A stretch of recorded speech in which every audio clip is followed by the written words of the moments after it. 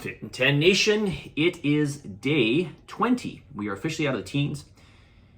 We've got 50 days to go. We are approaching the 1/3 mark of the challenge, and your second scan is going to happen next week. So the Calendly link is up for that, www.calendly.com/trainonme. Book your scan ASAP. Also, a strong reminder for those who have not sent me in their feedback, and there are some of you who have not sent me in any feedback. There's actually quite a number of you. There's at least about a third of you that have not sent me one feedback yet. Please do so. www.trainonme.com/Fitin10 check-in. All right, do that ASAP. Okay, so I'm going to talk about another supplement here, and you may not think of this as a supplement. It's not really a supplement. I wouldn't consider this a supplement, but I'm kind of going to put it off into the side of a supplement because it has such a profound effect on the way that you feel in terms of just your day-to-day activity, but also your performance in the gym, and also just general well-being, okay? And this is salt. This is salt. Yes, the infamous enemy, or it's touted as an enemy, when it's not, okay? If any of you have a physiology background, or if you don't, just simply look it up. Sodium is, and I'm closing my eyes here, and you can probably tell I'm annoyed. Sodium is one of the most important essential nutrients that you can get. This is not something you want to restrict unless you are among a small percentage of the population that cannot homeostatically regulate salt very well. Okay, this just means you're very salt sensitive. You're an outlier, essentially, if you're one of those people. For the majority of the population, you need salt. If you overconsume salt, you'll just excrete it. I personally take extra salt first thing in the morning when I wake up. Every single morning, I take a very good amount of salt. I take about a teaspoon of salt. And I also take about half a teaspoon of salt before I work out. And I salt all my food. And I use pink Himalayan salt because it's higher in other minerals. This is, I'm going to say this again, this is an essential nutrient. You might as well think of it as, imagine somebody saying to you, make sure you don't, try to limit your magnesium or try to limit your calcium. Okay, again, these are all essential nutrients. But if you don't believe me, just cut out your salt. Just cut it out entirely and see how you feel. Or ask Coach Kenneth, because Coach Kenneth has been through this. When he removed his salt, he just couldn't train. Ask him if you don't believe me. Salt is necessary, among many other things. It is necessary just for general movement. It's vital for nerve conduction. Okay, we are actually electrochemical beings. That is, our nervous system runs on a electrical chemical gradient, essentially. Okay, and part of that is sodium. A large part of that is a sodium gradient. This is very, very important. Make sure you get sodium, especially during times when you're going to sweat a lot, okay? All right, I think I'll probably touch upon this more tomorrow because I know that I want to get to some questions here. And salt's actually a really huge topic, so I'll talk about some of the other benefits of salt tomorrow. MyFitnessPal, macro suggestions. Just a reminder to not pay attention to what MyFitnessPal tells you in terms of macro suggestions, which make up your calories.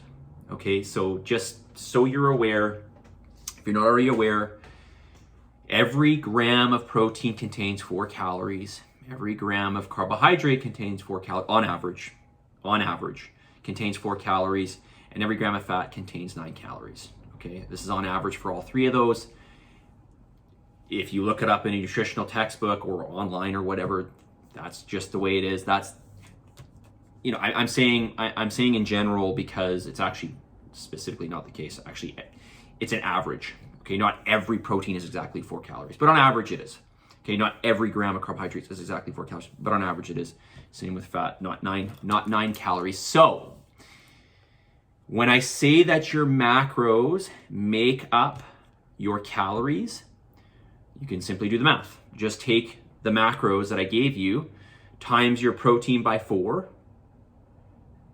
then and take that number and add it to time. So I'm not explaining this very well. If you times your total protein by 4 plus your total carbohydrates by 4 plus your total fat by 9, you add up those 3 numbers, you'll get your calories that I assigned to you. So this is when I say your macros make up your calories. This is why I say don't worry about your calories, just worry about your macros, because your macros are more specific in terms of the types of calories that I want you to get. Now, when it comes to MyFitnessPal and calorie suggestions for weight loss or macro suggestions, again, just basically synonymous to calories here. MyFitnessPal always undershoots tremendously. Okay, and this is not why I'm here. Like, I can just give you way less calories and you'll lose way more weight. Okay, I think we can all just understand that. So there's nothing in it for me to give you more calories and have you, like, I don't get anything out of it, right? There's nothing that I get out of, because I could just easily give you less calories and you'll do even better in the challenge.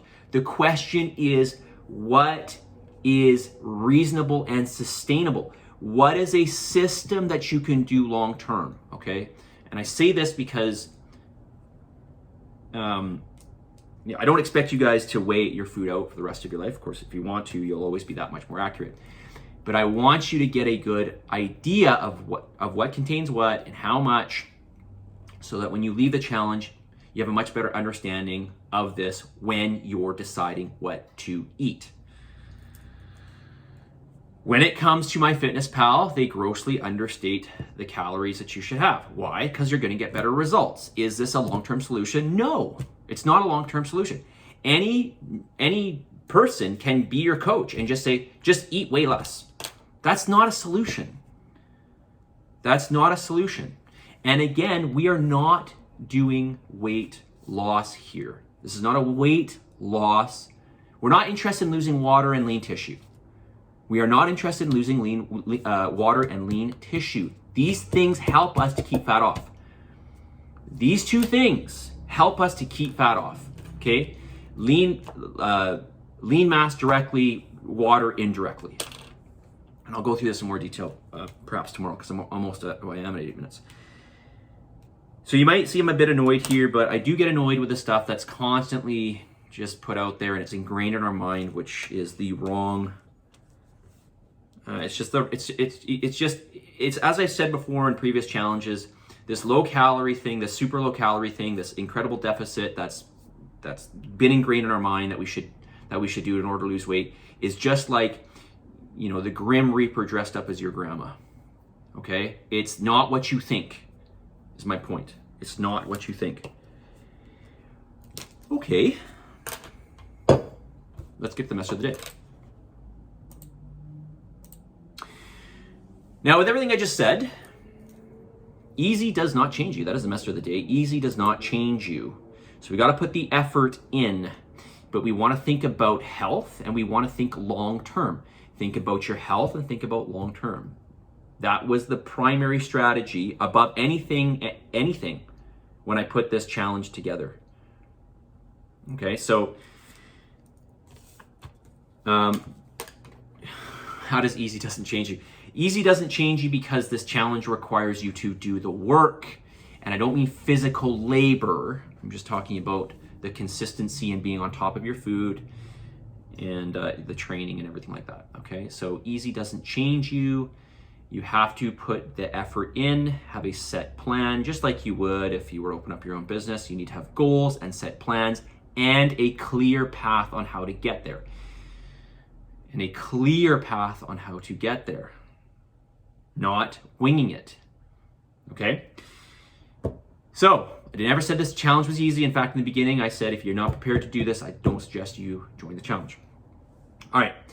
Positive energy, positive vibes, believe in yourself, for love of God, give some gratitude. Remember, easy doesn't change you. Nothing of any great value comes without some form of sacrifice and effort.